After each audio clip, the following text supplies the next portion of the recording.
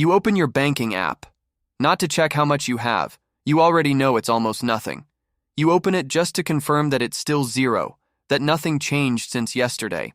And that's exactly where most people live their entire lives, checking the number, waiting for it to change on its own. But the number does change. For some people, it changes a lot. And what nobody tells you is that every time it changes, the world around you changes with it. Quietly, politely, never admitting that it's happening at all. This is your life, at every level of net worth, from $0 to $100 million. Let's start at the beginning. You're standing in line at the grocery store. The total comes up on the screen, $47.12. You already did the math 3 aisles back. You know you have 51 in the account. Still, the card takes 1 extra second to approve, and in that second, your chest tightens. Approved. You exhale air you didn't realize you were holding. The cashier doesn't look at you. She's already scanning the next person's items before you've put your card away. You're not mistreated. You're simply invisible. That night, a forgotten subscription charges your account, something you canceled 2 months ago that somehow, impossibly, is still active. You call support. The hold music loops the same 8 bars 3 times. When someone finally picks up, the first thing they say is, "What's the reason for your call today?" As if you're a ticket number in a queue, not a person with a real problem. And that's exactly what you are to the system. A number in a queue. Here's the truth nobody tells you about having zero. It's not the lack of money that wears you down the most. It's the lack of margin. Every surprise, a forgotten bill, a flat tire, a doctor's visit, isn't an inconvenience. It's a crisis. You learn to live in a state of permanent low-grade alert, your brain quietly running calculations in the background like an app that never closes. And the worst part isn't the poverty itself. It's the silence around it. Nobody asks how you're doing. Indifference at scale looks exactly like cruelty. But something is about to shift. Not much, just a little. And it's strange how little it takes for the world to notice. You check your account and see for the first time in a long while a number that isn't in the red. $1,000 saved, it's nothing to the world. But to you, it's the first time an emergency doesn't mean panic. A friend invites you to split a weekend trip. The old you would have said no and made up an excuse. Now you say yes, and feel a strange, almost guilty nervousness spending money on something that isn't necessary. At the ATM, you withdraw cash for the trip, and the machine asks if you want your balance printed on the receipt. You hit yes, just to see the number written down, just to confirm it's real. At a family dinner, someone mentions, almost in passing, he's getting his life together. It's not admiration. It's just an observation. But it's the first time anyone has noticed something positive about your money, instead of only commenting on the problems. And here's the first strange lesson about having even a small cushion. The relief doesn't come from the amount. It comes from the option.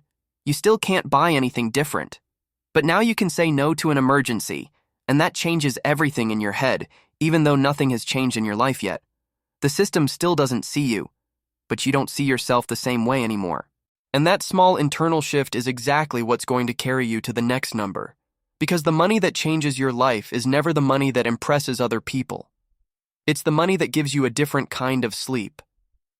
You're sitting in a bank lobby, this time by choice, because you booked an appointment to understand investment options. The advisor glances at your file on her screen, and something shifts in her face. It's not a big smile. It's subtler than that. She leans forward just slightly. "Let's see what we can do for you," she says. The phrase is small, but you notice it. Nobody has ever said "for you" before. It was always, "sign here." You leave the bank with a strange feeling. For $10,000 saved, someone finally asked what you wanted, instead of just telling you what to do. But life still tests you. Your car breaks down. The repair costs $1,800. You pay without panicking, but you feel a sting watching the balance drop again, as if months of discipline evaporated in one afternoon. You discover in that moment an uncomfortable truth. Having $10,000 doesn't free you from problems. It just gives you slightly thicker shock absorbers. A coworker, knowing you've been getting organized, jokes, "Careful, you're going to be rich before me." It's a joke. But it's not only a joke. There's a small edge to it, maybe competition, maybe discomfort, that you've never felt from another person about your money before. The system has started to notice you.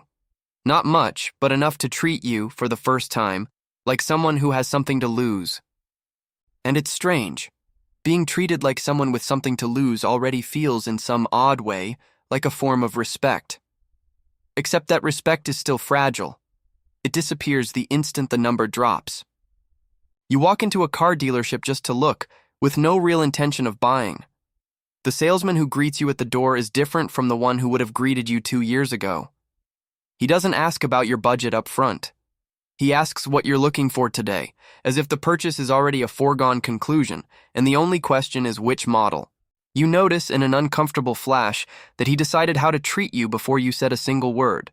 The clothes, the watch, the way you walk. Back home, your investment account quietly crosses 6 figures, with no heroic gesture on your part, just time, consistency, and a market that most months worked in your favor without you even noticing. And here's the first uncomfortable truth of this level. Past $100,000, the money starts working harder than you do. Last month's interest alone was bigger than an entire paycheck. That's never happened before, and it's strangely silent. No celebration, just one line on a statement. You call the bank to fix a minor issue with a transfer, and instead of the usual hold music, a human voice answers in 20 seconds. "I see here you're a priority client," she says. "You never asked to be a priority. You just arrived there."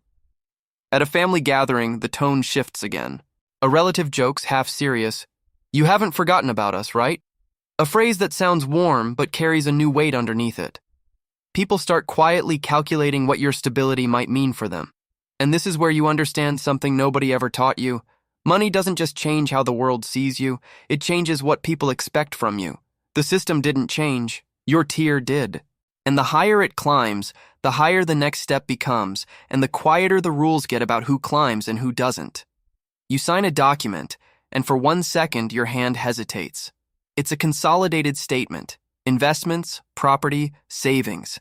And for the first time in your life, everything you own adds up to more than $1 million. You expect to feel something enormous. You don't.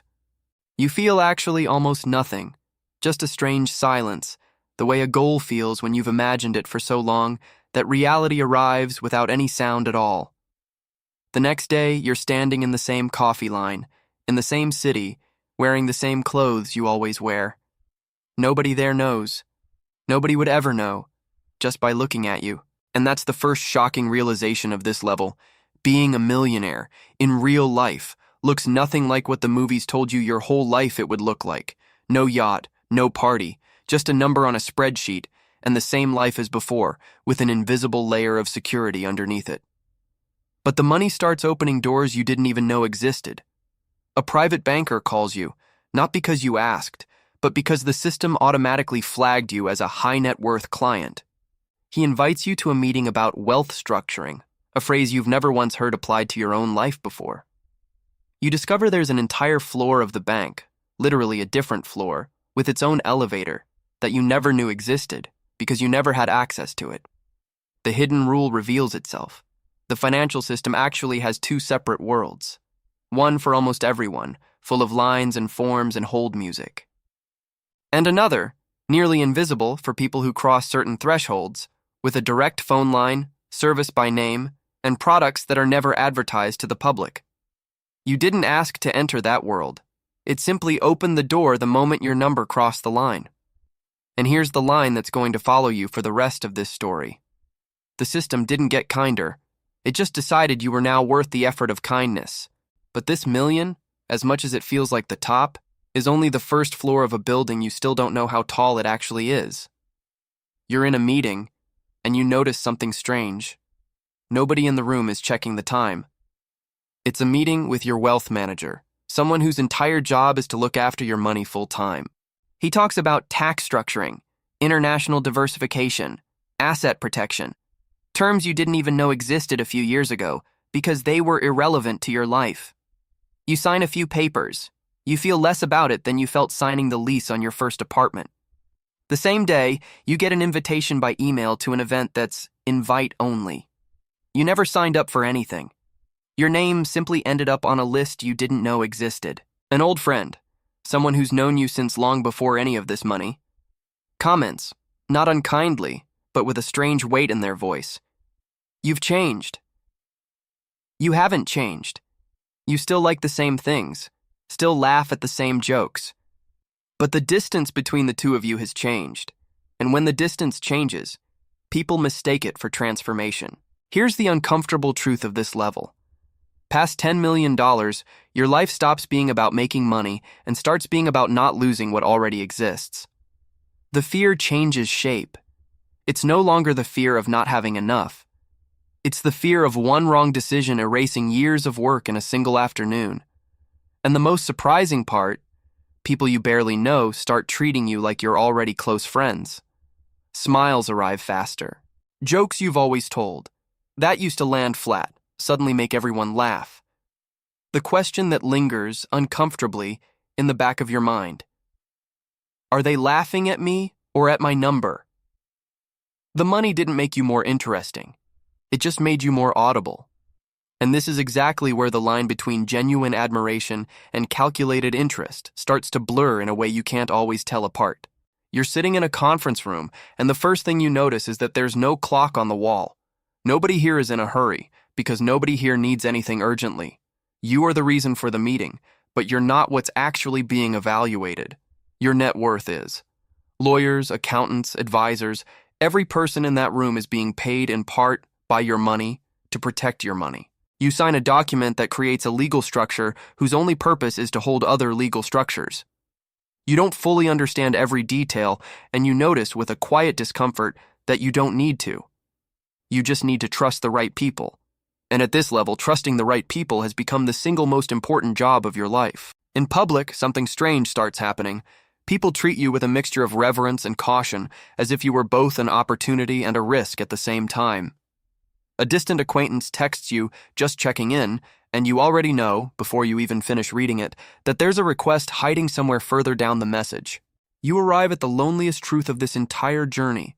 At the top, it becomes almost impossible to know who likes you and who likes what you represent. The two things wear the exact same face, and at the same time, you hold a kind of power most people on Earth will never have. The power to change someone's entire life with a decision that, to you, feels small. A donation, an investment, an opportunity handed to the right person at the right moment. That power can be used to crush egos or to change generations. And the difference between those two outcomes was never about the size of the bank account. It was always about who you decided to be, long before you ever got here. And that thought is exactly what carries you back to where this all began. You're standing in a grocery store line again. But this time it's different. You're there by choice, not necessity.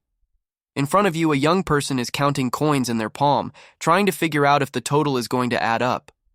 The cashier looks at them exactly the way the cashier once looked at you, years ago. No hostility, no special care, just indifference. You remember this exact second of quiet panic. You lived through it so long ago you'd almost forgotten how much it hurt. Without saying anything, you step forward and cover the difference at the register before they have to ask, before they have to feel ashamed. They look at you, confused, not sure what just happened. You don't say anything profound, just, I've been there. And that's when the real truth of this entire story becomes clear. Money never changed who you were. It only revealed, at every level, who you'd always been, and who you were willing to become. The system treats every level of wealth differently. That part is real. It's measurable. It's in every banker's smile, every salesman's posture, every invitation that arrives without being asked for. But the question that actually matters was never, how much are you worth? It was always, what did you do at every single level with the power you had at that exact moment? Because in the end, nobody is remembered for the number on their statement. They're remembered for the second they chose to look at the person the system chose to ignore.